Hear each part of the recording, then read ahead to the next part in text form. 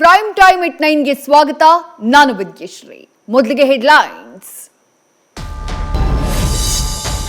ರಾಜ್ಯದಲ್ಲಿ ಮೊದಲ ಹಂತದ ಲೋಕಸಭಾ ಚುನಾವಣೆ ಮುಕ್ತಾಯ. 14 ಕ್ಷೇತ್ರಗಳಲ್ಲಿ 66% ಮತದಾನ.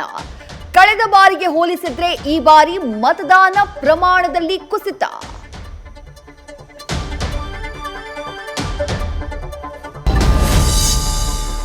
ಲೋಕಸಮರದ ವೇಳೆ ಇವಿಎಂ ಬಗ್ಗೆ ಮಹತ್ವದ ತೀರ್ಪು. ಇವಿಎಂ ವಿವಿಪ್ಯಾಟ್ ಮತಗಳ ಹೋಲಿಕೆಗೆ ಸುಪ್ರೀಂ ಕೋರ್ಟ್ ತಿರಸ್ಕಾರ. ಅಭ್ಯರ್ಥಿ ಫಲಿತಾಂಶ ಪರಿಶೀಲನೆಗೆ ಕೋರ್ಟ್ ಅವಕಾಶ.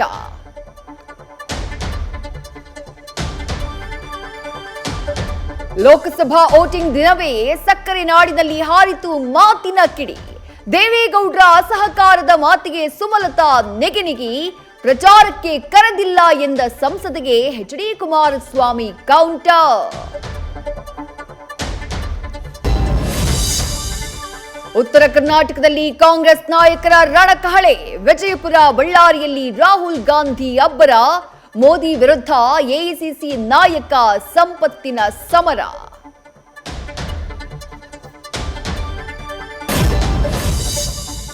ಲೋಕಸಭಾ ಮತದಾನದ ನಡುವೆ ಬಿಜೆಪಿ ಕಾಂಗ್ರೆಸ್ ನಡುವೆ ದೂರು ಸಮರ.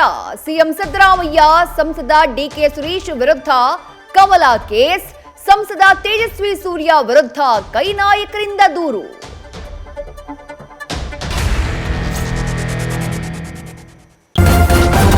ನ್ಯೂಸ್ ಫಸ್ಟ್, ನಿರ್ಭೀತಿಯಿಂದ ನಿಮ್ಮ ಪರವಾಗಿ.